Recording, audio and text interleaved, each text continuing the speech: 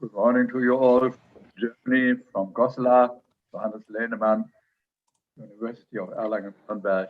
Issue political developments, pedagogical support, historical narrative.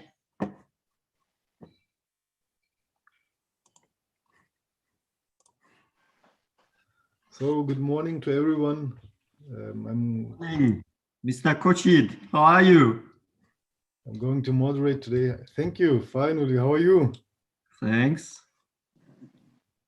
And how's it going in Karlsruhe? Everything fine? Everyone, good morning.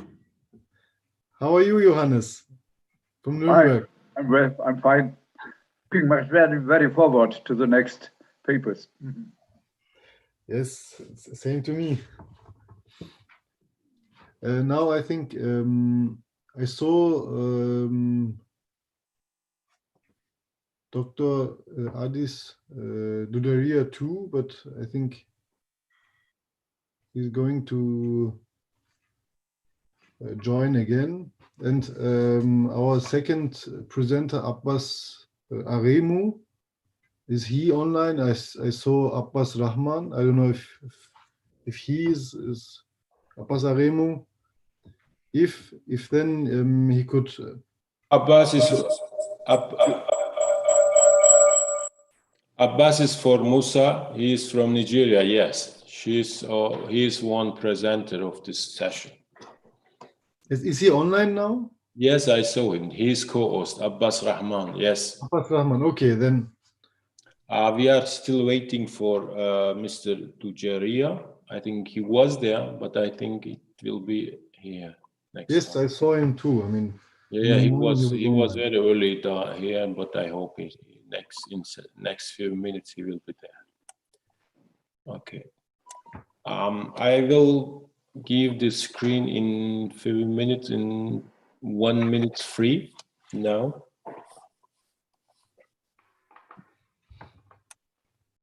Please, can you give me the rights to share my presentation?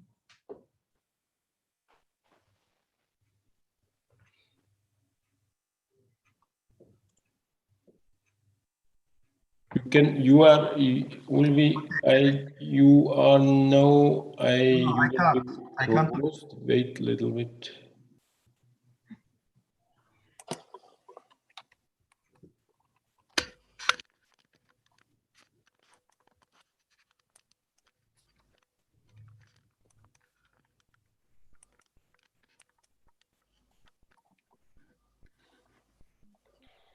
Okay. If you want, you can now you can give your screen free. Yeah. But first speaker is Mr. But you can stop now. It is early. Ulvi. Okay. I think Ibrahim, who is the first presenter? Ulvi is the first presenter because Okay, perfect. Mr. Dudaria will present at 10:20 here. That's Okay. why. Okay, Slides perfect. change. So Okay. can you see the presentation actually? Sorry? Can you see my presentation? Yes, I can Yeah? see it. Great. Okay. Good. Then we will wait.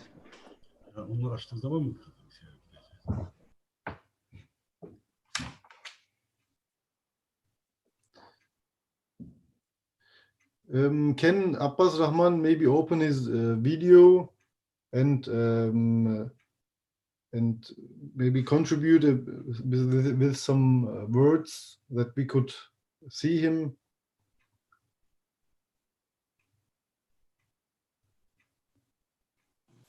We're asking him for his presentation now.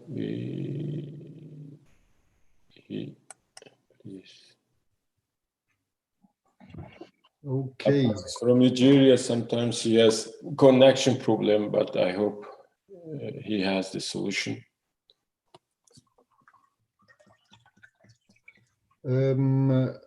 There's a question about if the presentations are sent to the participants. I don't think so. I could send them. But Naima, you can also follow everything on YouTube, and also saved on YouTube. I mean, you could also see all the Yes, Abbas is there. YouTube.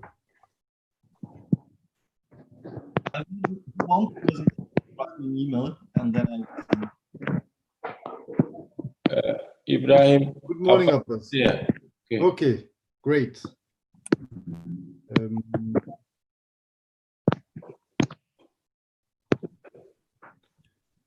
Okay, then when we start, I would ask you to close your videos.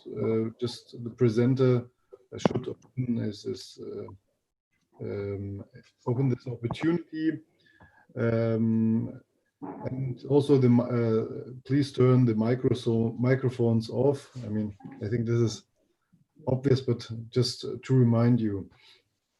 Okay, we have 2 minutes left. Then I think we could start from now on. Hello and welcome to everyone to our 9th session of the International Conference on Peace Education. I mean, we are since 3 days here online and being connected and following this insightful conference with different practical interreligious approaches or pedagogical concepts. Today, we try to prove the Islamic theological grounds in peace education, and therefore we have 3 presenters for the 9th session. Ulvi Karagedik from Germany, Abbas Aremu, who is representing Musa Ismail Akin from Nigeria, and Hadis Duderia from Australia. I hope I spoke your names the right way. We will start today's program with Dr. Ulvi Karagedik. I have to say that I'm really happy to see you, Ulvi, at our conference as a friend and a former colleague. He's currently a lecturer for Islamic theology and Islamic education at the University of Karlsruhe. He has a lot of teaching experience in different universities, like Vienna, where he also finished his PhD, the Christian University of Education, Vienna Krems, and the University of Education in Vienna. His main research is on Hadith research, transmission of the Prophet's words and actions, Sirah research, biography of the Prophet, as well as on contemporary issues regarding Islam in Europe. Today, Dr. Karagedik will give us an insight if the Prophet and the Hadith were able for a basis of peace education. Are there any developments of the potential of prophetic action and work in the Islamic tradition with regard to the function of Prophet as a concept of peace? But without further ado, I will give you the stage, my friend and former colleague Ulvi. Thanks. Please. Pleasure is on my side. First of all, I will thank all the organizers, especially Evrim, who did a lot of work for this conference. And then I will start. In this presentation, I will first of all discuss the problem of the role of the Prophet, which plays and can play in both Islamic and religious education, and to what extent the Hadith can be applied to peace education as a result of his deed. In the first part, the characteristic significance of the Hadith heritage for Muslim students will be outlined, and the importance of prophetic deeds for religious education will be explored. In particular, religious education studies in German-speaking context will be addressed, and consequently the function of potential of prophetic deeds for Islamic peace education will be explored. In the last part, the Hadith categories of relevant traditions for Islamic peace education are presented. According to Annemarie Schimmel, the Islamic prophet became a reference point in all matters during the course of the history of his influence and consequently also his traditions. For centuries, children and adults all over the Islamic world were taught according to traditional standards by which they used to behave. In the Islamic comprehension, it is also unthinkable to teach about religion and its foundations without mentioning the Prophet, since his deeds for Muslims is a tangible expression of the Islamic message and the implementation of the contents of revelation in human life. The enormous significance that the Hadith still have today in mosques, academic discussions, and Muslim communities shows that the practice determining dimension of his deeds and discourse has not in any way lost its relevance. That extent can also be defined as a reality-based dimension of prophetic deeds, which is also found in the German language educational plans of Islamic religious studies from the perspective of religious education. Furthermore, a certain didactic methodical function of the prophetic deeds and discourse can be observed. Without the Prophet, the Islamic messages remain abstract. Only through him do they become practical for life and consequently enable for a reaching reflection with respect to real life circumstances. Contents of revelation thus became anthropological by their abstract and metaphysical character, through the Prophet's nature of being human and the prophetic human interpretation, and receiver their ontological dimension through the reference to concrete problems and situations in human life. This is especially essential for religious education and religious education for children. Children in particular learn less theory-centered, but rather through experience and with their senses. The fact that concrete images, role plays, stories, and parable plays an important role, especially in religious didactics and religious education methodology, illustrate the enormous significance of Hadith in Islamic religious education. Furthermore, the Prophet has an enormous theological significance. The Islamic creed consists of a combination of recognition of God and acceptance of the prophethood, and therefore of the Prophet's deeds. Without the latter, the creed remains incomplete. The Prophet was actively engaged in the Quranic revelation, and through him God reveals himself in the world. In Quran, the Prophet is described as an excellent example to follow. In addition to the book Kitab, several passages in the Quran name the wisdom, hikmah, which was given through the Prophet and which was interpreted by corresponding commentators of the Quran as a synonym for Prophet's deeds. For this reason, the way of life of the Prophet is also defined as a guiding principle to be followed. This comprehension can thus be described as the theological dimension of the Prophet's deeds in religious education studies, which regard to this dimension. However, the question also arises as to how the example set by the Prophet can be applied in religious education practice. As different as the role of the prophetic example may appear according to different opinions, there is a base foundation. Children and young people, as well as people in general, learn on the basis of example they follow. Whether these are self-appointed or selected or theologically imposed. This exemplary role seems to be even more prominent in youth, as a phase of self-discovery and self-definition, as can be seen from the following and admiration of celebrities and influences. Thus, a fourth dimension, perhaps even age and learning area specific dimension of prophetic deeds and the role of the example to follow in religious education can be identified. These dimensions illustrate that religious education, especially as a place of value formation, cannot operate without an example and its confessional base, nor independently of the theological concept of the Prophet as a role model. The function and the role of the Prophet in Islamic religious education would thus be defined as a very important one. In order to define the intensity and extend the Prophet's exemplary role and the Hadith in Islamic religious education, it is essential to be guided by the curricula and programs of Islamic religious education. They constitute a legal framework of the contents, their intended purpose, and the frequency of their use.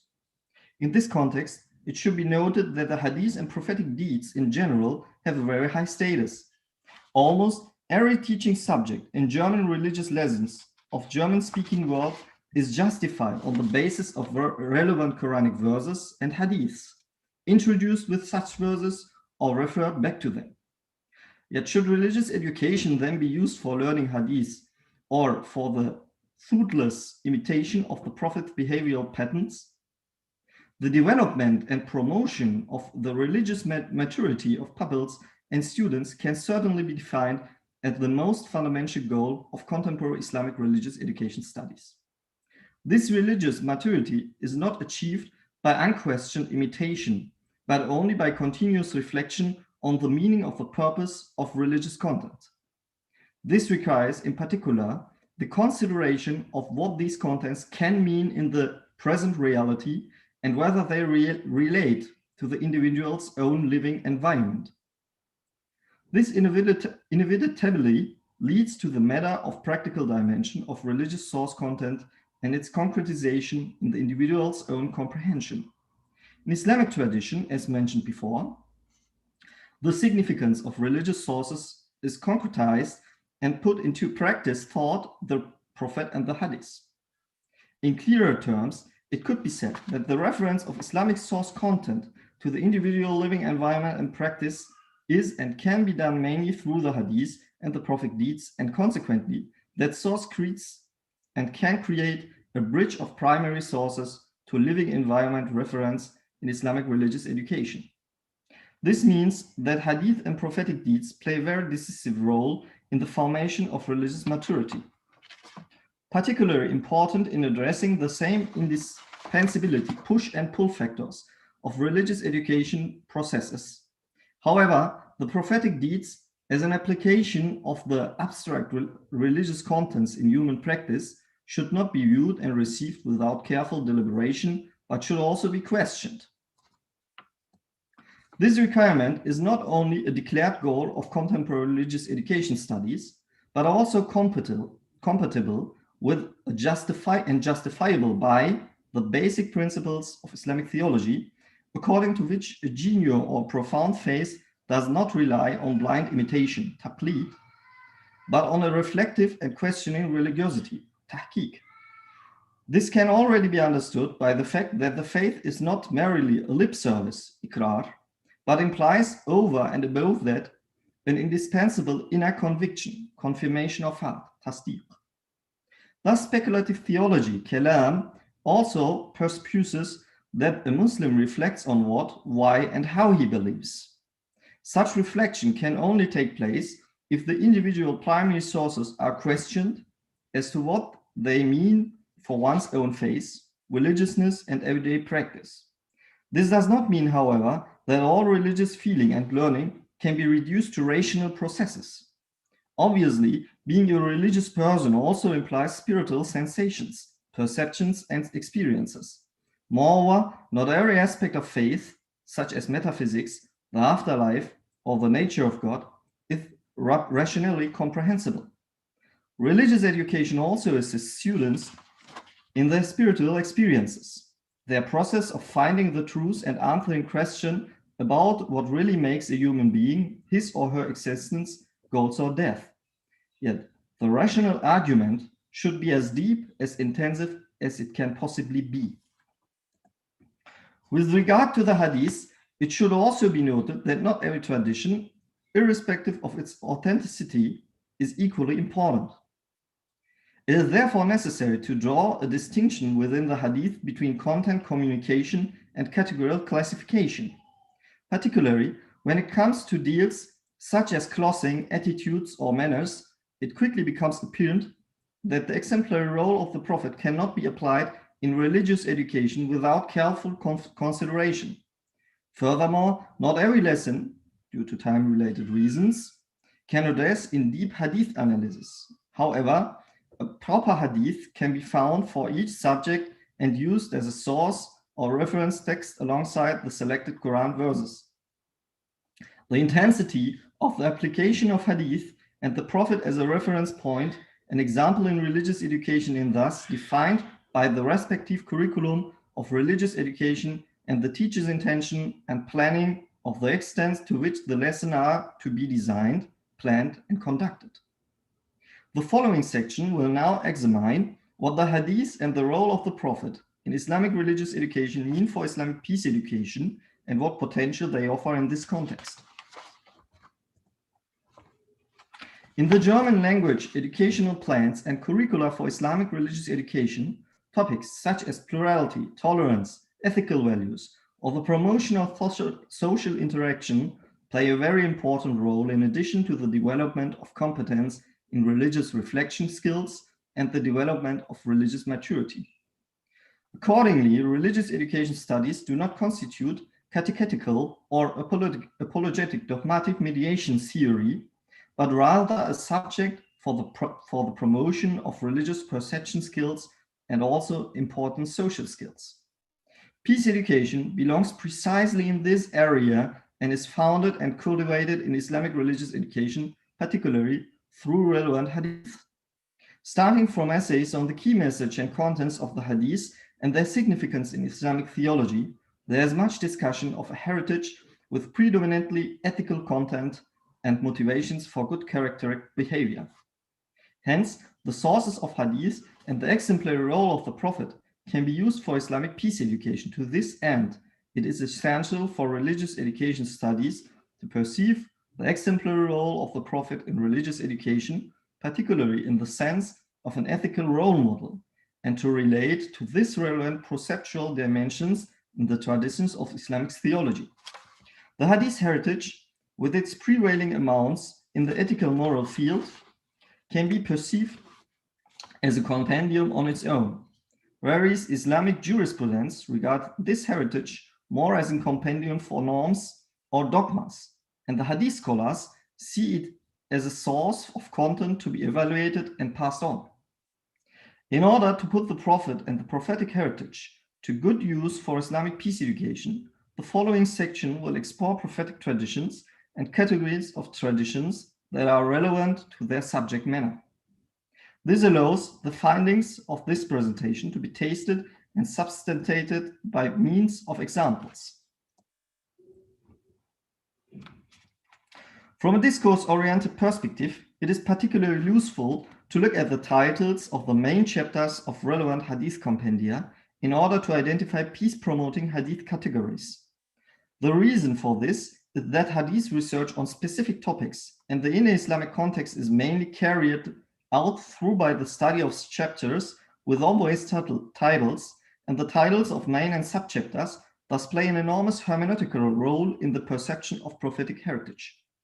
Accordingly, if we take a look at the main chapters of the most important hadith collections, the visible categories in particular appear to be significant in terms of Islamic peace education as seen. Especially in the Kutubul Adab, we can see such categories and contents. Since the collections contain countless traditions of positive ethical and moral behavior, the list of peace-promoting traditions could certainly be further differentiated and continued. For this reason, the categories here are only intended to serve as an example. Accordingly, the letter does not claim to be exhaustive. Now I would like to present some examples. The most relevant category of peace educational and prophetic work includes first and foremost those traditions that can be directly attributed to issues of war and peace. A very well-known and probably most fundamental tradition for Islamic peace education is the one that defines peaceful behavior as a religious trait of the Muslim. The first hadith show that a person who causes harm to others and is a threat to others cannot be called as a Muslim. In the second tradition, the mediation of peace between people is even more important than the ritual obligatory Muslim prayer or the compulsory almsgiving. Furthermore, the traditions such as the Prophet's farewell sermon, where the inviolability of human life, property, and human dignity is articulated, or the prohibition of harming innocent people, women and children in the course of war, are classified within the category of peace and war. Similarly, fundamental principles of the Prophet's peaceful deeds can also be derived from the Prophet's biography, Sirah, where, for example, the general amnesty and peaceful attitude upon the capture of Mecca have been reported, although the Muslims were military superior there.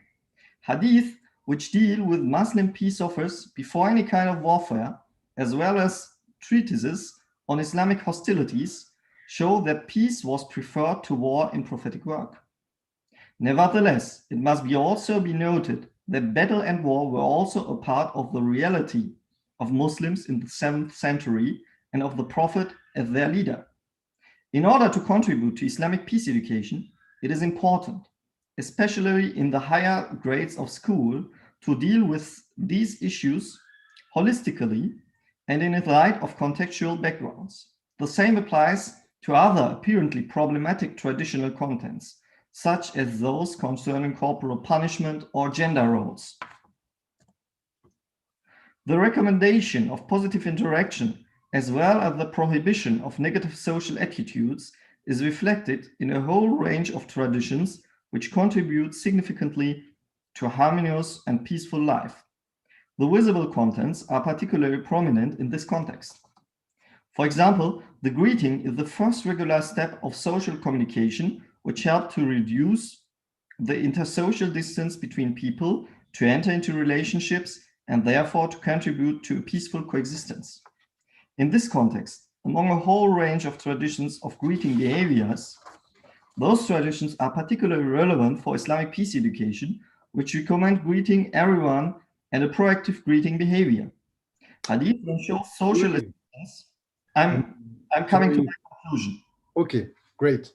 Hadith on social assistance and a fair distribution of goods can be seen as a further category of hadith for religious peace education, as discord is essentially caused by social injustice, scarcity of resources, or social suffering.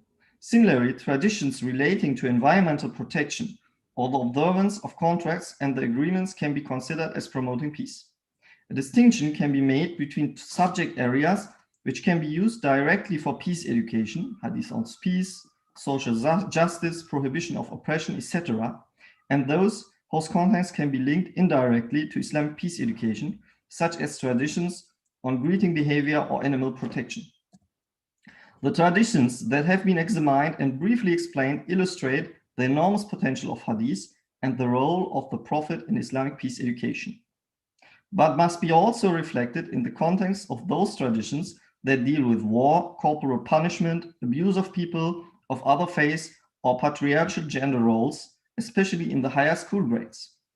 The examination, contextualization, and critical reflection of problematic hadith contents is therefore just as much a contribution to peace education in secondary schools as the application of the extremely numerous and quantitatively predominant peace hadith. Thank you for your attention. Thank you, Ulvi, for this insightful talk, and I'm sorry again for interrupting you. I have to admit that in every presentation or every talk, I'm going to learn a new approach or new information, and it's really a pleasure to listen to you. Now we're going to our second presenter, Mr. Abbas Aremu, who is representing Professor Musa Ismail Akin, who is Professor of Islamic Studies of the University of Lagos, but his assistant Abbas Aremu, whose main research field is also in Islamic education, will have a talk about Nigeria's conflict scenarios and the potential of Quranic peace pedagogy. But without giving any spoilers, I will give the word to Mr. Aremu. And yes, the stage is yours.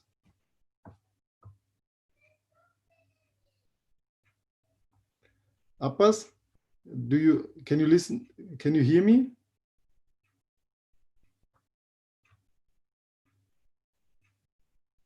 I don't know if we lost Mr.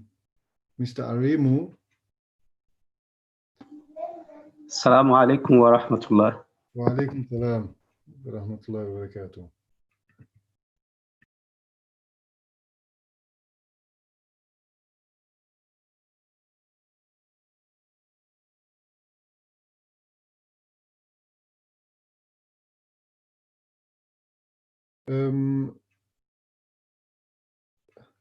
Mr.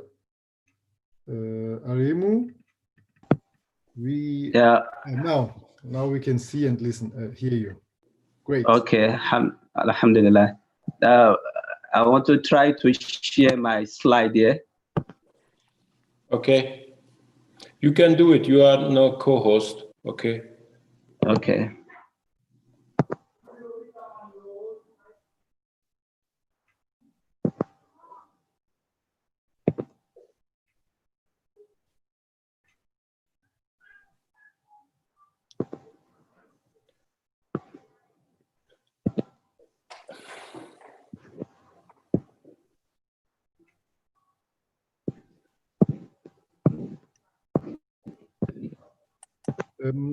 For the questions, I mean, we will have a spot at the end of this session for about half an hour. And there we will, I mean, save your questions and you could ask your questions at this time, and then our presenters will discuss and give you the best answer. Okay. We have some connection problem with Nigeria. We are trying now to find any solution, I hope soon.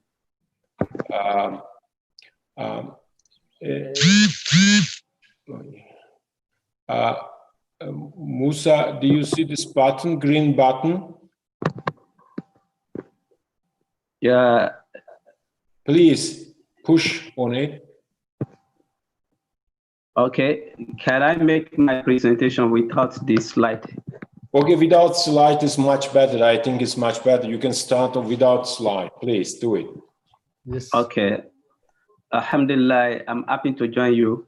As the presenter said, my name is Abbas Aremu Rahman, standing in for Associate Professor Musa from University of Lagos. The introduction has been done already.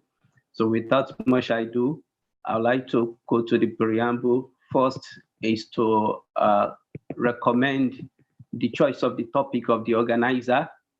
Peace, as peace is a universal phenomenon, that the quest for it cannot reach a saturating point. And again, it is a global issue. Also, this is the goal of the Creator and the reason why Islam has been given to mankind. So from the word peace, meaning we cannot explore discourse on peace. And to appreciate the organizer for the opportunity to share our opinion on this. And again, why Nigeria in the context? Why Nigeria in the context? Nigeria in this context is just a case study. As we must know that there are many conflict factors in Nigeria, and Nigeria has age-long conflict history before independence, during independence, and even still after independence. As we must know, Nigeria ranks 40 out of 44 in Sub-Saharan Africa to be less peaceful country, and 144 out of 163 with a low rate of peace, according to Global Peace Index, as at June 2020. And if you must know, currently, we are still battling with protests, tag EndSARS protest. Therefore, it's a suitable case study. Nigeria is a suitable setting as a case study for studying of peace. So the outline is the preamble which I have done. Next is introduction, followed by disconstruction of the conflicts concept, followed by history of conflict in Nigeria, before we look into what we mean by peace pedagogy, then the real Quranic peace pedagogy, and conclusion. And on introduction, conflicts, as we all know, in this context, conflict scenario in this context, as in the topic, it is we are looking into different dimensions of serious disagreements among within Nigeria as a country.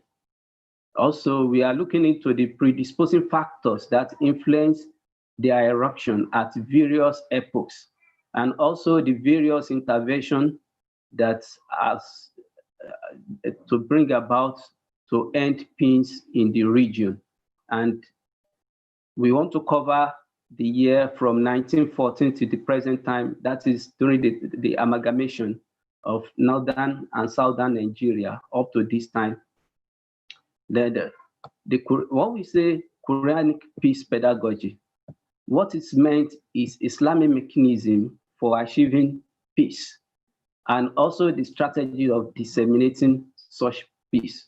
And that has been done through education. The only mechanism used by Islam is education, which is telling us that any incident of social upheaval, it is a manifestation of miseducation. Miseducation will only give us social upheaval. The good education in Islam, as Islam has brought to us, will give us peace. So as Elkan 1927 said, that teaching the wrong thing at the right time is what we call miseducation. So the contingent is now upon good parenting. Islam used good parenting as a means of disseminating peace, how to train peace, culturing the children and the society at large on peace. The contingent is upon good parenting, which begins with choice of spouse, as against the contemporary philosophy that education begins with the fetus, starting from the womb, which we call fetus education. In Islam, it begins with the choice of spouse, as what you cannot give what you do not have.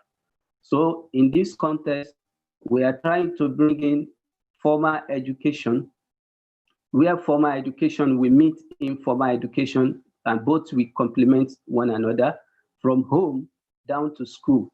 That is the perception of Islam. But the case we have now is that in the formal education, material prosperity is the emphasis. Material prosperity is the emphasis in formal education. Now, this gave birth to rivalry and struggle for control over scarce resources. And this is what usually results into breaking of law. So as we must know, this has been the trend as United Nations has involved in about 13 peacekeeping operations. So according to ALERT 2019, has reported about 34 armed conflicts, about 33 of them is still on, and Boko Haram has been recorded as the most serious one, which is the one battling Nigeria up to this time. However, the problem is usually the blame is usually put on ethnic, religious, political sentiments, and all those things. This must be mentioned to be just a smoke screen. They are not the real issue. The real issue will be addressed in the pedagogy of Islam, inshallah. And most of these conflicts, the solution to most of the conflicts has usually been a post-conflict factor-centric. That is, they don't put the factors, the cause, into the perception. Therefore, no strategy to nip the cause of conflict has been put in board. So the peace education is rather fragmented in the content and implementation. So other strategy that could be acceptable to everyone is the peace education in Nigeria. However, the peace education in Nigeria has been fragmented, both in content and implementation. So we have separate peace education and we have religious education. We also have moral education in Nigeria. So separating peace education from moral and religious education, it will be seen as a fragmented curriculum rather than to be holistic. So those conflicts in Nigeria and other parts of the globe for total and enduring peace has continued. Therefore, there is need for us to look into other parts. There's a need for us to borrow from other parts, other culture, and other philosophy, such as the Korean pedagogy, which is about to be presented to us here, despite the fact that Thomas Hobbes has said that human beings are latently nasty and brutish. Quranic pedagogy can still do better against the current solution to peace, to fighting, to seek peace in the globe. Now, before we move further, there's a need for us to deconstruct what we call conflict, which is the opposite of peace.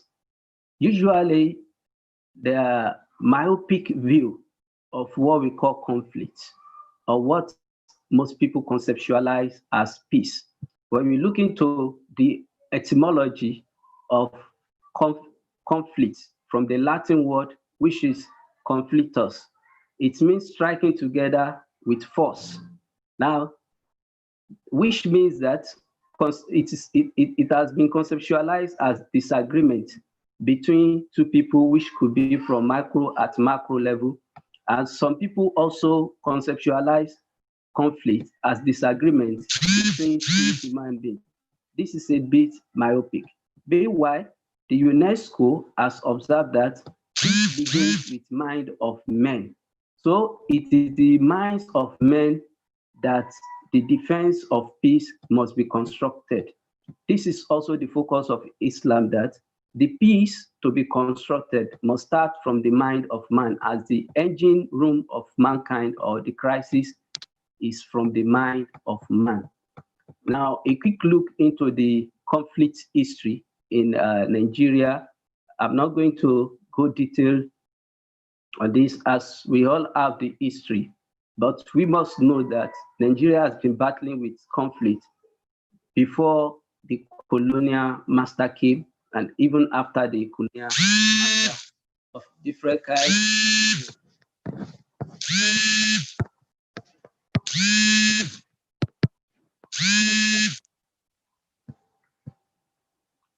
Sorry, there was an interruption there. So Nigeria has been battling different type of conflict before our colonial master came and after our colonial master. But we must know that there have been a lot of intervention as well. As we have said, the peace education is fragmented. And in most cases, what we have as solution, they are post-conflict, such as amnesty, terrorism prevention, negotiation with the insurgents, like ceasefire and palliative program. All this has not addressed the cause of the conflict. Now, this is why we need to look into other side, which is Quranic peace pedagogy.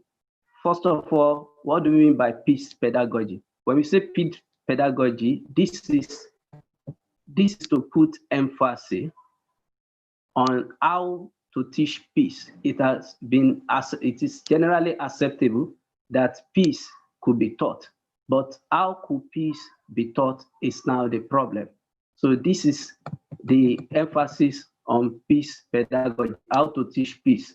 But teaching peace must be under proper content and proper concept of peace.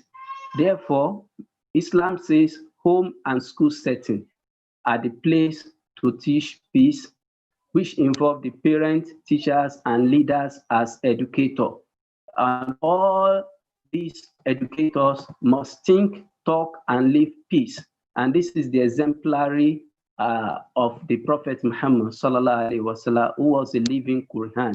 So with the ideal concept of peace, meaning we must conceptualize peace as conflict, not as ordinary structural or verbal peace. It must also be conceptualized that there's interpersonal, communal, and global peace. So integration of this teaching of peace into all fields of study or human endeavor, it's what we foster in peace. Therefore, youth must be developed on critical thinking. There must be promotion of dialogue between and among various social groups, We must encourage voluntary restraint on the use of force. We must raise awareness to settle disputes without resorting to violence. We must encourage the deliberation of diversity, peaceful coexistence, and social transformation. Now, let's quickly go into the Quranic context of peace pedagogy now. What is the focus here is what is to be taught. We have discussed how it is to be taught and the agent to teach. But what is to be taught and for whom is to be taught? Let's first go to whom. When we say Quran, it's simply put Islam, which is sourced in Quran and other material, other documents of Islam. Peace is meant, the teaching of Islam is meant for entire mankind, not for Muslim alone, and which must be built on the principle of Islam, which is the nature of mankind. This is we can see reference to this in Quran 30, verse 30, where Allah says, the Prophet, he called on the Prophet Sallallahu Alaihi Wasallam to face the deen of Islam, the nature of Allah upon which mankind was built. So Islam is the nature of mankind. So Islam is the teaching pedagogy of Islam is universal and human-centric, not Muslim alone. So what is to be taught? Sorry for interrupting, but we have to come to the end. I can give you 2 minutes. Okay. So what is to be taught is the principle of Islam, which is based on building peace between man and his creator, man and himself, man and his environment. This is the principle of peace. So the onus is on man to build the peace from his mind, because the mind is the house power of Islam, of the man to build peace between himself, the Allah, and his society in general. So in conclusion, has been said that if our terrestrial paradigm has not been efficient and effective in bringing us peace, why can't we try the terrestrial, celestial perspective from Islam as espoused in this proposal? Thank you very much. Thank you, Abbas, for this enlightening talk.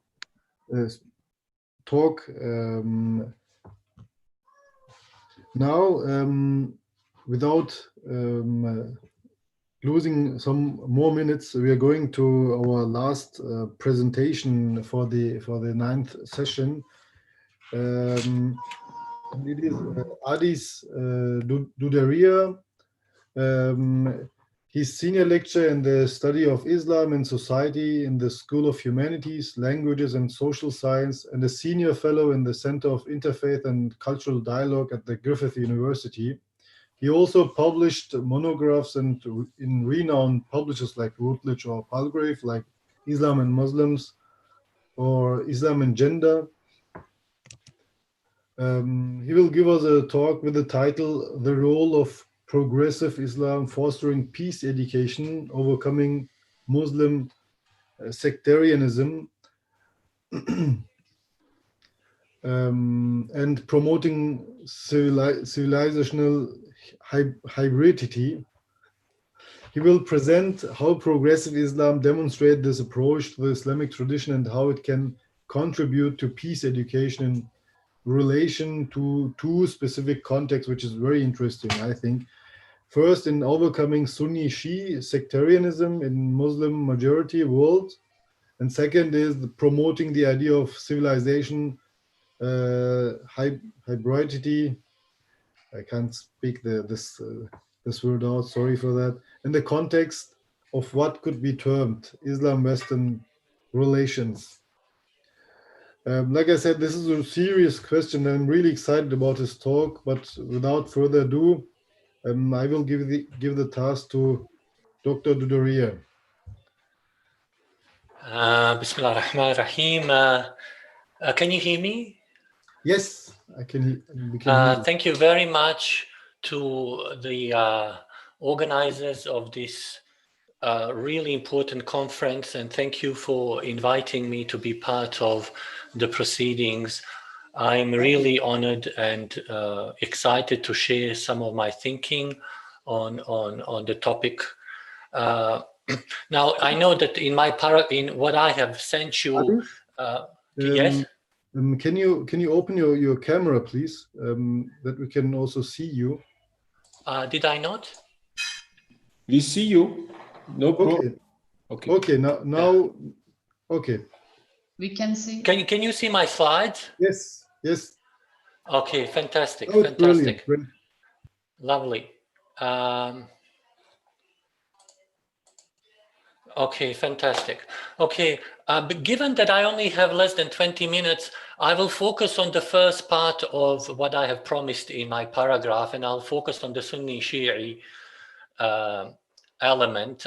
And maybe in the subsequent question and answer question, we can perhaps explore the additional civilizational hybridity element, but I will not have time to do both, unfortunately, I think.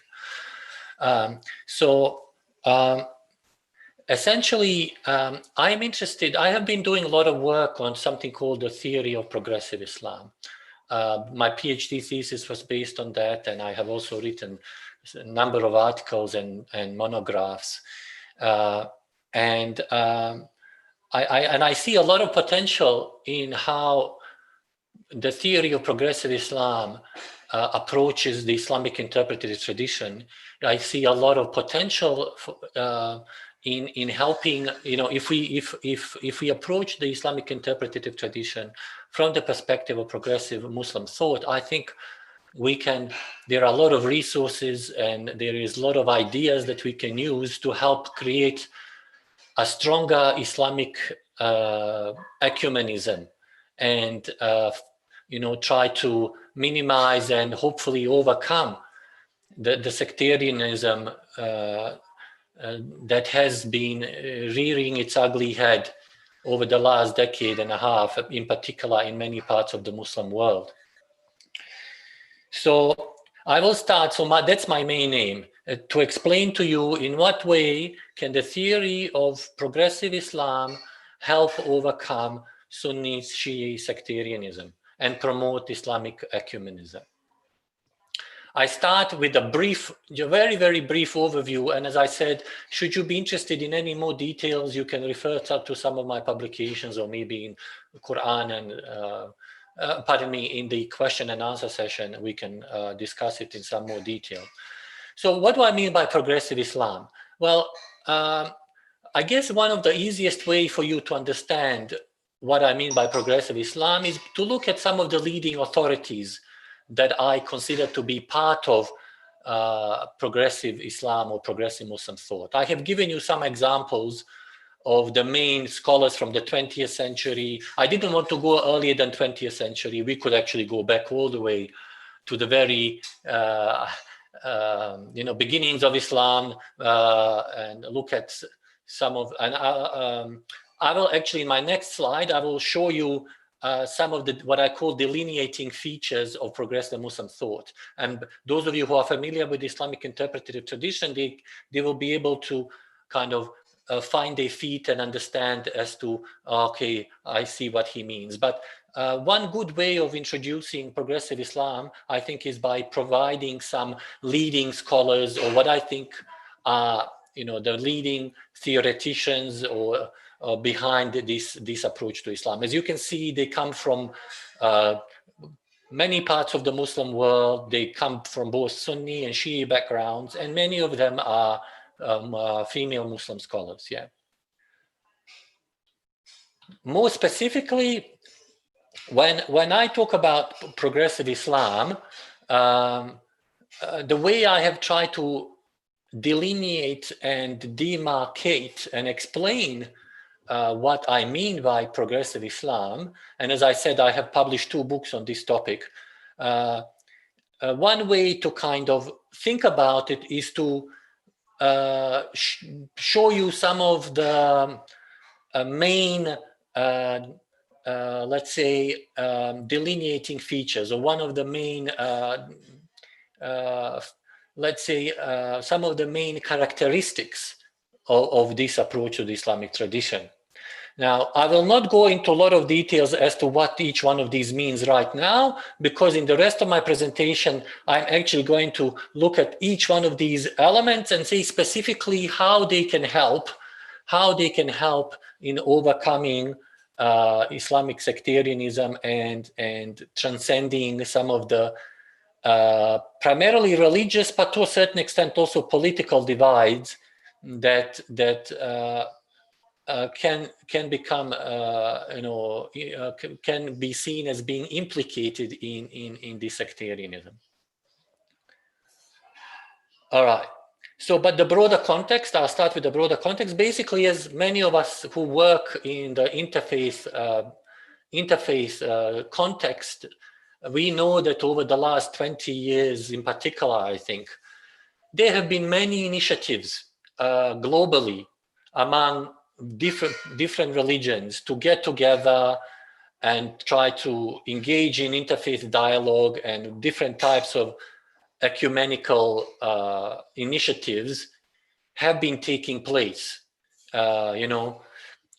We see this both at the activist, like let's say the level of activist, more like a dialogue, non-academic level, where people of various backgrounds who are not academics are getting together informally or formally to meet other people from different faith backgrounds, to learn about their religious traditions.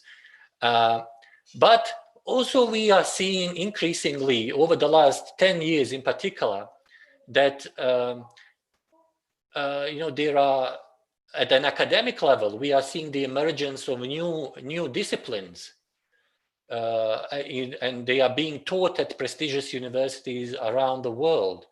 So, we not only do we have comparative theology, which is something that has existed for a relatively long period of time, but we also seeing new courses, new degrees in interfaith dialogue and interreligious studies being introduced. So this is really exciting and wonderful from my perspective.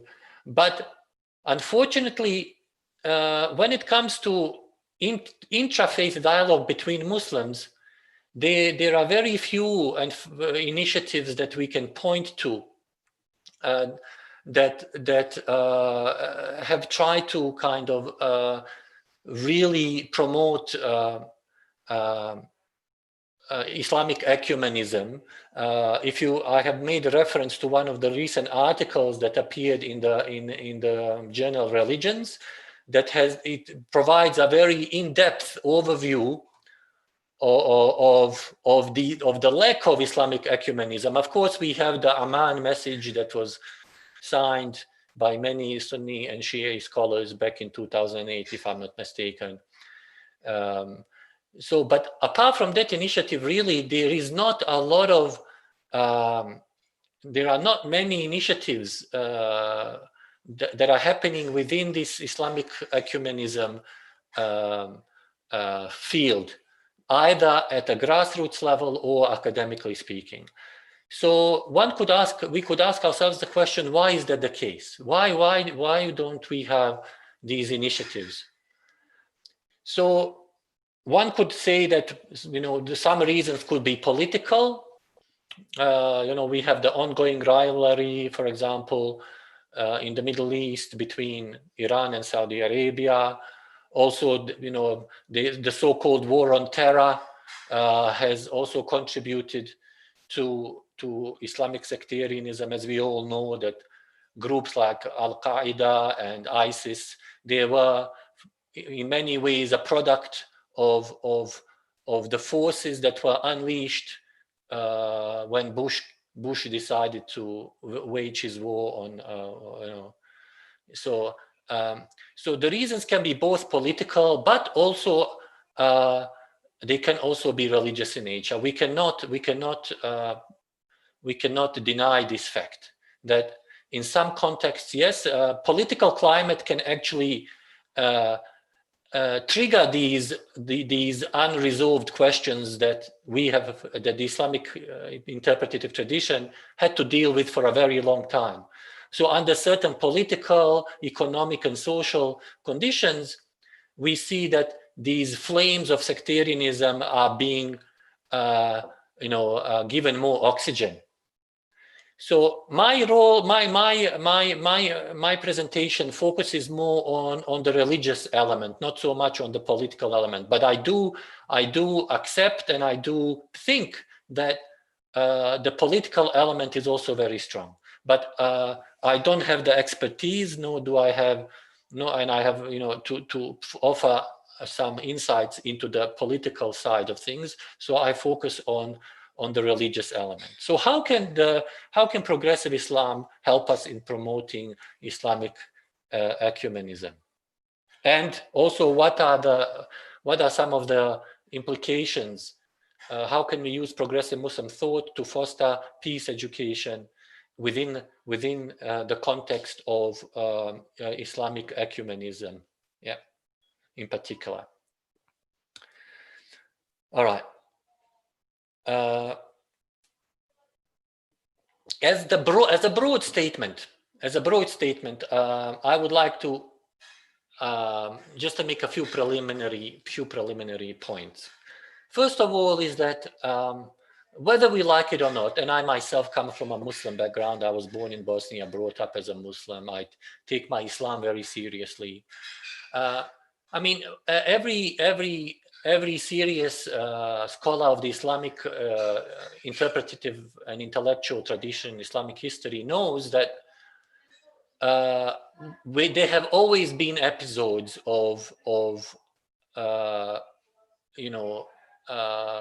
let's say theological debates and disagreements that between the Sunni and the Shi'i scholars.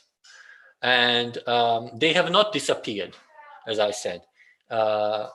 Often people who are engaging in these apologetic disputes between Sunnis and Shi'is themselves do not come from a very objective perspective. They themselves are strongly committed to either the Sunni narrative or the Shi'i narrative. And often it is a question of, apologetics, people engaging in one kind of apologetics or the other. So there is not that much objectivity and academic approaches to the question. Those of us who are familiar with Islamic history know that Sunnis and Shi'is differ on a number of crucial questions that have arisen from the very inception of Islam, pertaining to the nature and the location of religious authority. And we know that these questions actually are what constitutes and what has given rise to specific Sunni and Shi'i theologies and political theologies, if you like. All right. So the first thing that I want to say about progressive Islam and its theory is that the way it conceptualizes itself and its approach to Islam, it doesn't consider any of these questions from history that we have inherited as being normative. It is not something that is essential to being a Muslim. Yeah? They are seen as purely historical. How can that be? How can they do that? On one basis of approach to Islam, can they consider to these specific beliefs and doctrines that we find in both Sunni and Shi'i Islam to be purely historical and not normative? Well, that's what I would like to explain in the rest of my presentation. So the first pillar of progressive Islam is something called, as you can see, creative, critical, and innovative thought, based on openness and methodological fluidity. Basically, what I'm trying to say here is that progressive Islam, in terms of its worldview, it has an open worldview. And in a sense that it is not constrained by particular narratives and interpretations of the sacred past. We all know that both Sunni and Shi'i orthodoxies, their locus of authority and the kind of the center of gravity of their theologies is always justified and found in the past, on a particular interpretation of the past. And there are a number of reasons why that is the case, and I don't really have time to go into that. But that is why they keep operating within their epistemological, methodological, and if you wish, ontological framework. So in Sunni Islam, it could be the idea of following in the footsteps of the so-called Salaful Salih and the Manhaj, or whatever, however we interpret that. In this case of Shia Islam, it is, either the, one or the other version of the Imamate theology, depending upon which sect you follow. So, and because of both of these orthodoxies are heavily invested in a particular interpretation of the past that is constantly imposing itself upon the present and the future and the way they can think about what Islam could ever possibly mean. So they can never break out of that fold because of the usul al-fiqh, because of the kalam, because of the usul al-din. They are unable to, they don't consider alternative approaches to these Islamic sciences to be able to break out of that mold. Whereas when it comes to progressive Islam, they invest in a particular ilm al-kalam, in a particular usul al-fiqh that, although it is continuous with some of the ideas that we find in both Sunni and Shia Islam, it is able to go beyond them and build upon them, epistemologically and also methodologically. So it still uses the raw resources from the past, but it's able to use them in such a way to have an open worldview. Now, as I said, I am unable to go into any detail about this, but it has to do with the way progressive Islam approaches the concept of tanzil and wahi and its manhaj, and the way it approaches the concept of nubuwwah, So it uses ideas that we find in the past and kind of amplifies them and builds upon them in order to come up with, let's say, an Islamic theology that is able to, as I said, go beyond the confines of the mainstream Sunni and Shia orthodoxies. As I said earlier on, Sunni and Shia orthodoxies both are epistemologically pre-modern because they invest very heavily in a particular interpretation of the sacred past, and they allow it to dictate their understandings of the Islam in the present and in the future very strongly. And that has caused a number of tensions between the Sunni and Shia orthodoxies and that of the modern concept of human rights, in relation to minorities, in relation to women, in relation to freedom of belief and freedom of expression. So progressive Muslims' approach to the Islamic tradition, again, because it is based on a historicist and a contextualist approach, it is epistemologically modern, and it is able to conceptually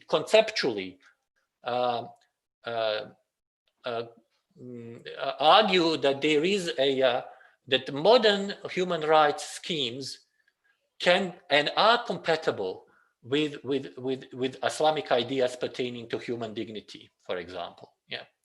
And I have actually, in some of my writings, I have used the work of, let's say, Professor Abdul Aziz Aqedina, who has a Shia background, or Al-Jabiri, the famous Moroccan scholar, Professor Hassan Hanafi from Cairo, or let's say, who else? An-Na'im. I have used ideas of these scholars to actually say that, this is possible. If we adopt a particular approach to a contextualist and a historicist approach, we can actually, it is possible to conceptually make these contemporary human rights schemes compatible with the Islamic tradition. Another important aspect of progressive Islam is something that I call Islamic liberation theology. So this is the works of Professor, for example, Farid Esak, or Shabbir Akhtar, or Professor Hassan Hanafi, or Ali Ashgar Engineer from India. they have all argued that Islam is actually not so much about, yes, there is a theological component, but it is also very much about orthopraxis. It's about developing a society that is based on justice and peace and compassion. Yeah. So we need to use Islamic religious beliefs, theological beliefs, for the purposes of creating such a society. Yeah. Maybe I'm running out of time. There are a number. I can give you 2 minutes. I mean, 2 minutes. So progressive Islam also affirms the idea of religious pluralism. Yeah. For a number of different reasons. So how does all of this contribute towards peace? Well, we know that over the last couple of years, decade or so, we have had conflicts among Muslims that have used the sectarian card. They have used the sectarian card to actually project or promote ideas of religious supremacy and to engage in sectarian conflict. We know the stories of Iraq and Syria and other places. Very unfortunate, very unfortunate. So if we are able to transcend the Sunni and Shi'i orthodoxies, then we can actually take out the oxygen from sectarian, justifications based on religion. I'm not saying that they are purely based on religion, but the religious element can be taken out and extinguished.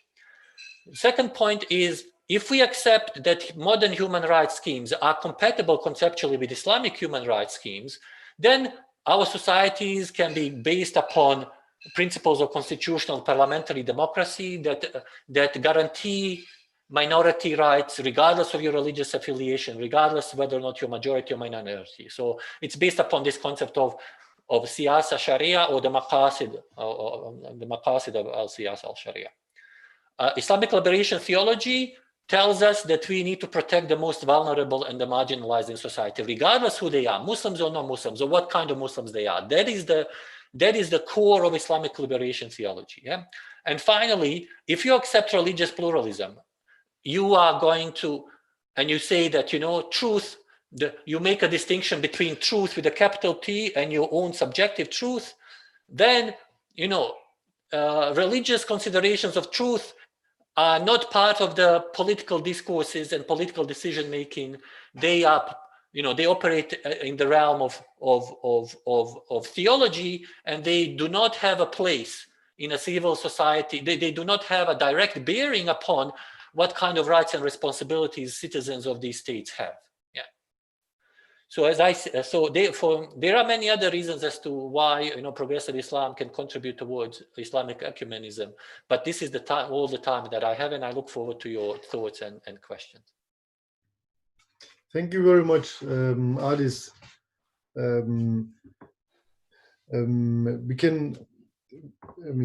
We had now 3 very insightful presentations, and I just wanted to say sorry again for the presenters, because I had to interrupt, but the organizers told us that we have to be meticulous, and that's why it's not, for sure you know it from other conferences too. Okay, now we can go to the question part. We have from the beginning 2 questions from Naima. I think this is the first one is to Ulvi. Because the question was how,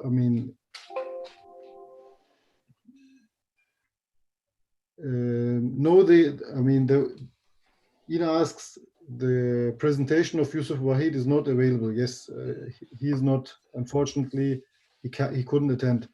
To the questions of Naima, she asks, Ulvi said, hadith and education should be in higher grades, and she asked, isn't it a contradiction, because learning should be in younger ages?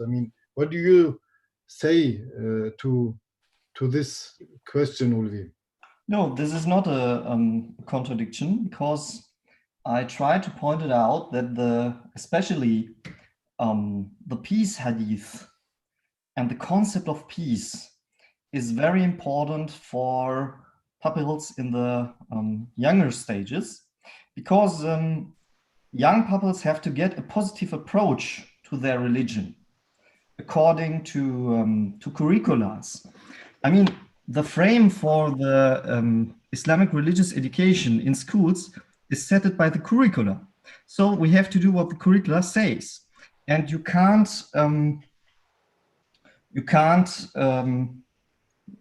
teach young pupils about violence, about the hell. I mean, you can't speak with children which are or who are 8 years old, 9 years old, or maybe younger, in the younger childhood.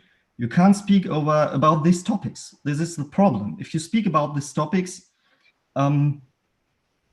you make two very big mistakes. The first one is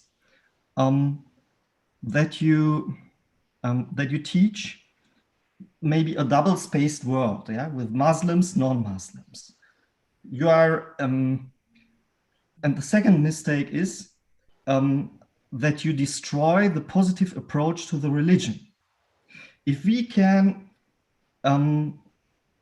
teach to young children and pupils that religion is something positive, that is something which helps people to be tolerant, that they can integrate, that they could look positive to their neighbors, to other religions, I think then we can do it.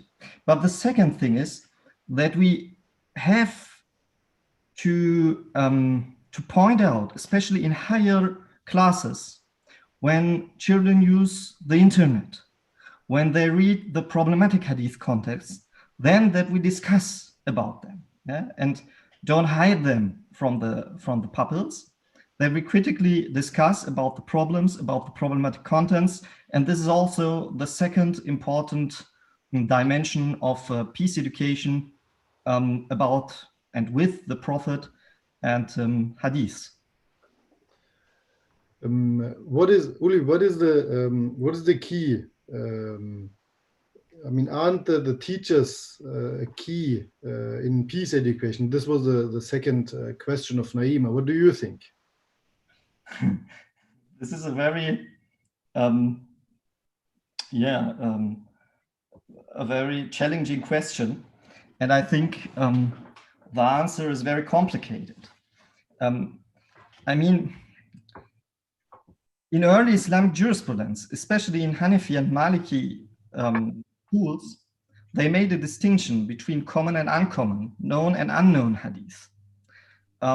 Teachers, when they prepare, have to see these dimensions. We can see this also in the Shafi school, when Shafi speaks about Khabarul Khassa, special traditions, and Khabarul Amma, noun traditions. And the second point is, not every hadith was spoken out for every Muslim. Some of them were addressed to specific persons, specific communities, or were connected to specific circumstances. This have to be pointed out. The third point is that some hadiths and Islamic contents were not practiced by the Prophet, such hitting women, for example, or killing apostates. And we have hadith about it, but the Prophet didn't practice it. So we have to make a distinction between practice, sunnah, and hadith on the other side, which is known in hadith sciences as ma'mulun bih, which is practiced, or which means practiced.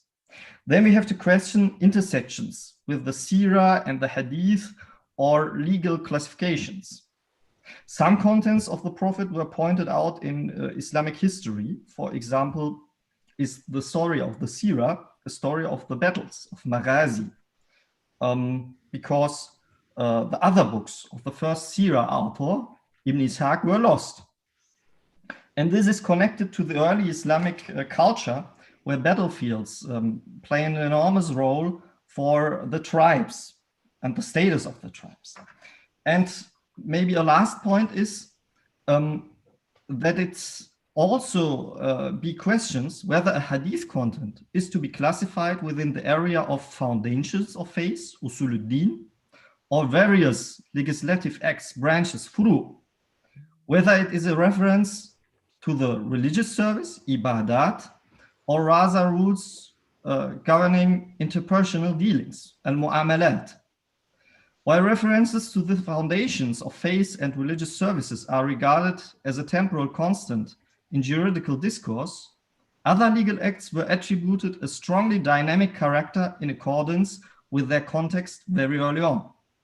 So I think there is not one answer. There are many points we have to see, and it is the most important thing to explore these contents dimensions in Islamic religious education to reflect on the current Muslim life realities. So in this context, the contents of tradition in interpersonal matters in particular can be understood very dynamically or can even be considered obsolete in the respective context.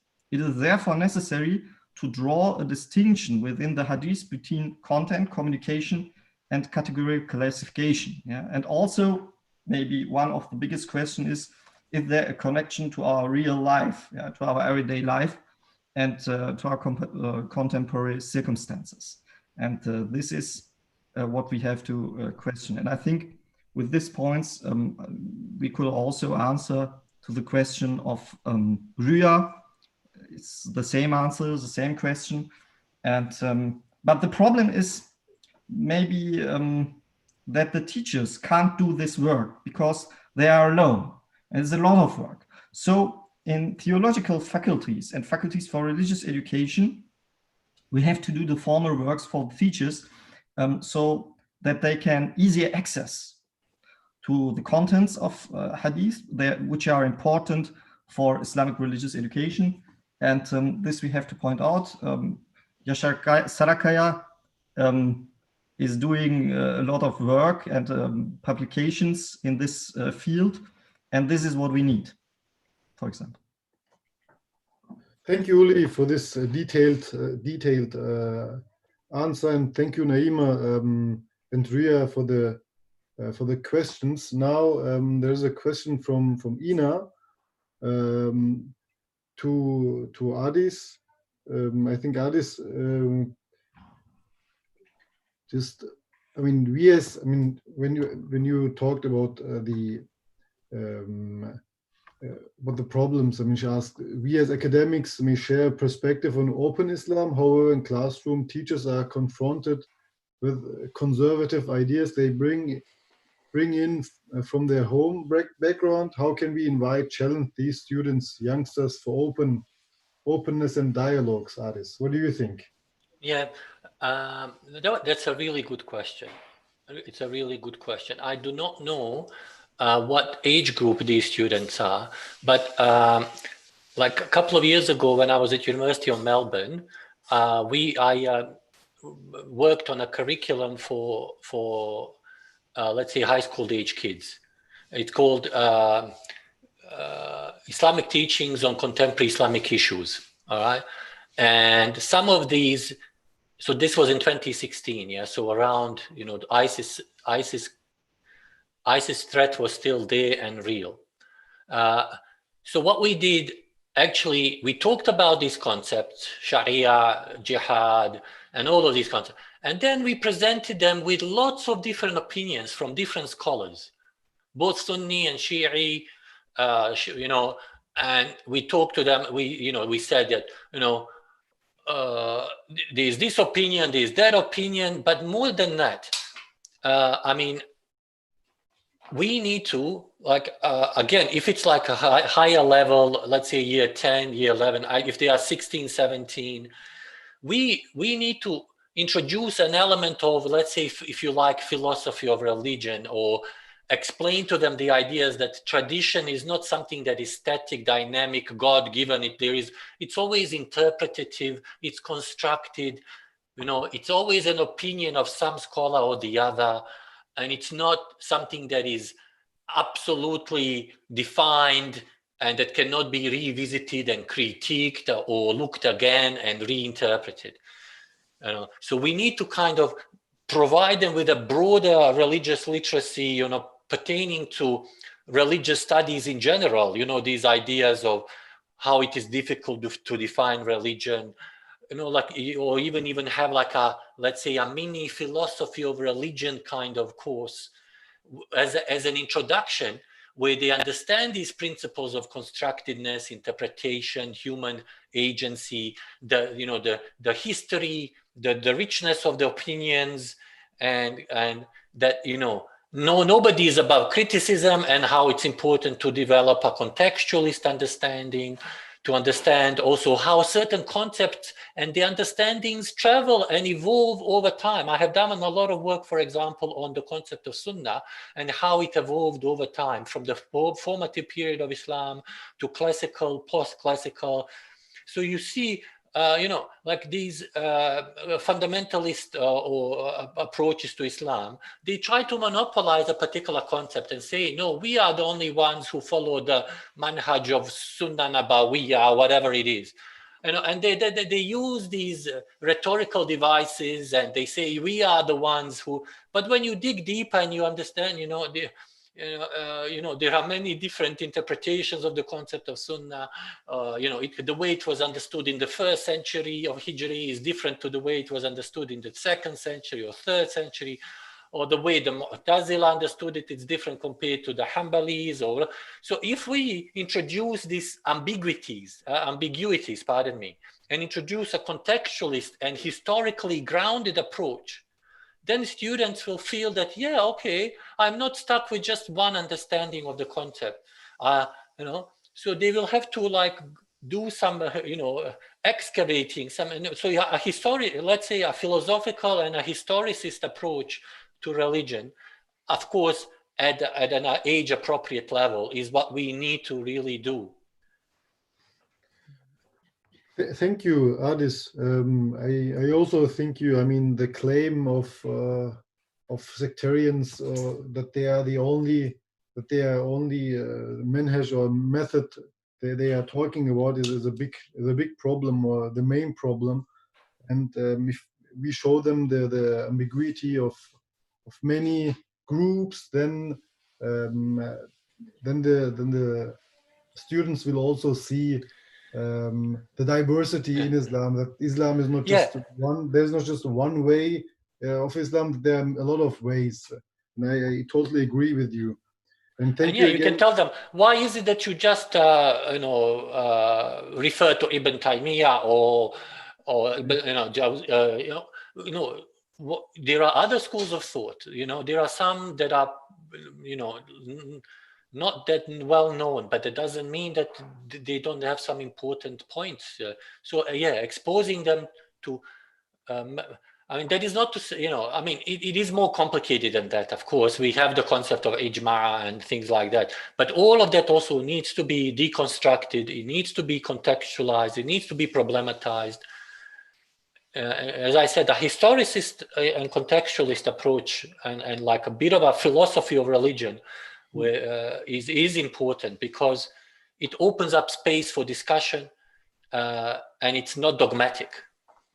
It's not dogmatic. I think this is the main thing. Like I said, thank you, Ina, for this great question, and also the detailed answer to this. And now there's a question from Yashar, who's professor at Gießen, and he's asking Ulvi that Hadith literature offers a very rich material. This is for sure true. And there are also, I mean, approaches which suggest peace, but there are also hadith that contain intolerance and exclusionaries. I mean, what do you say? What do you think about this, Ulvi? How could we, or could the Islamic lesson be with these hadiths? I mean, should we take them too? And how could we teach them? Yeah, thank you for this important question. I think I partly answered in my former answer, but maybe to underline it, we can say that we have to make a distinction between tradition, communication, implementation, reflecting the connection to current Muslim life realities, distinction between static and dynamic contents. We have to see the categorical classification and questioning it. If it is in the frame of the curricula, we have also to question if the hadith content is in the frame of the curricula of the class stage. We have to reflect if it is connected to the recognition capacities of the pupils, especially their age. This has to fit. We have to reflect of interferences, maybe to shared values of the community, or values such as human rights or values of the major society in which we live. And we also have to reflect, as I said, problematical contents. We can't solve the problem if we only speak about positive hadith contents. Yeah? We also have to look very critically about the problematic contents. And this, I think, these are some of many criteria which have to be seen in this context. Thank you. Thank you, both of you. There's also a statement from Naima where she says, I mean, for people who are not seeing the chat, I mean, that in the 21st century, I mean, there should be a competences framework offers opportunities. And the framework is here the most important, what I have understand. Okay. Now we could, I mean, thank you for your attention and joining us. I would like to thank Ulvi, Abbas, and Adis for this delightful and insightful presentations. I've really enjoyed it. I mean, we had from a hadith perspective, a theological hadith perspective, and from the Nigerian conflict and some Islamic progressive approaches. Now I see there is from Areti. Areti has a question. We could take this one, and I think then we could end our session. Areti, please. Thank you very much. I have a question to Professor Duterija. I don't know if I pronounce it correct. I can imagine that progressive Islam can influence positively the interfaith dialogue. Is it correct? And something else also, whether Muslim intellectuals who take part to this interfaith dialogue are regarded as heretical by the others who do not like this ecumenism. Thank you. Thank you, Professor Areti. I'm sorry, I don't know how to pronounce your last name. I must admit, I did not understand the first part of the question. Do you mind repeating it, please?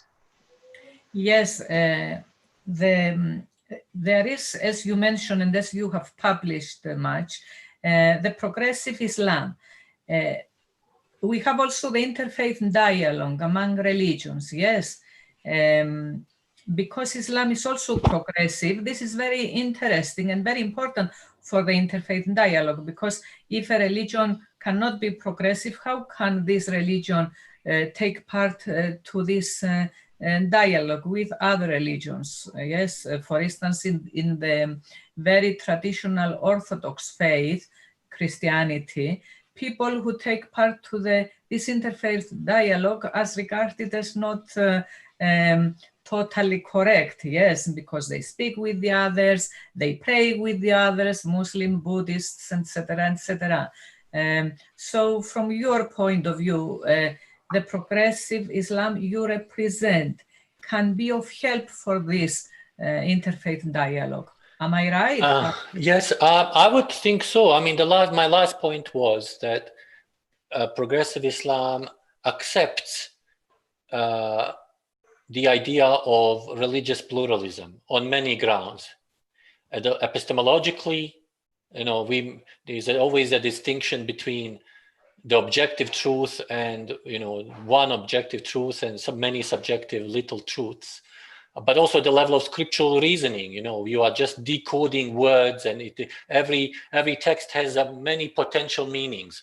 But putting that aside, you see, if you're really interested in this space, in interface, there's something called interface dialogue theory, and Professor Catherine Cornell has done a lot of work in this space, and I have used some of her ideas to apply to the Islamic tradition. So Professor Catherine Cornell from Boston University, she has, for example, identified 4 or 5 conditions that are necessary for people to engage in constructive interface dialogue. Mm-hmm. One of them is, for example, commitment to the religious tradition. So if you want, I mean, you cannot speak on behalf of your tradition if you're not committed to it in one way or another. Yeah. Mm-hmm. And progressive Islam definitely passes that test. As I said, it's very historically grounded. Humility. Humility here is like epistemological humility, but also moral, ethical humility. Epistemological humility in the sense that we know that, human thoughts and language and scripture cannot exhaust God. God is more than that. Allahu Akbar.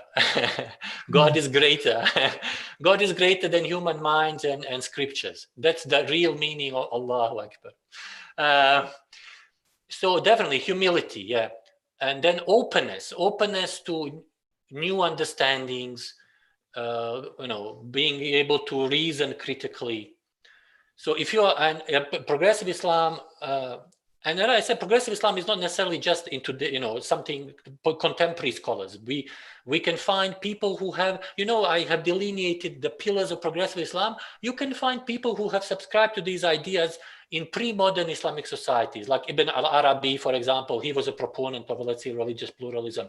Or some like An-Nazm and Abdul Jabbar, they were proponents of rationalist Islamic theology and ethics. Hopefully I have answered your question. Yes, some people consider these people heretical, but at the end of the day, I think we need to, in today's day and age, we are living in a time where ideas cannot be blocked by other people. So it's a question of contestation of ideas. And I do believe that better ideas in the end will win. And that's why I think there is a bright future for this kind of approach to Islam that is respectful of the Islamic past, but is not its worldview is not completely dictated by it. It is able to go beyond, but still stay faithful. I don't know if I have Thank you. answered Thank your you. Very question. helpful. Yeah. Thank you very much. Thank you. Thank you, Areti, for this question, and Adis for the answer. But unfortunately, we have to end this session. But I took the point from Naima, where she stated that interfaith, interreligious dialogue is inherent to Islam. I absolutely agree with that. And we have a tradition where the Prophet has, an ongoing dialogue with non-Muslims, even with the pagans. I mean, if he and also there are a lot of verses which underline this. Okay, like I said, thank you for joining us and the discussions. Now in 10 minutes we will be going on with in Turkish and English part. I mean, the presentations will be Some of them will be in Turkish, but they will be simultaneously translated. And enjoy your break, and I see you in 10 minutes.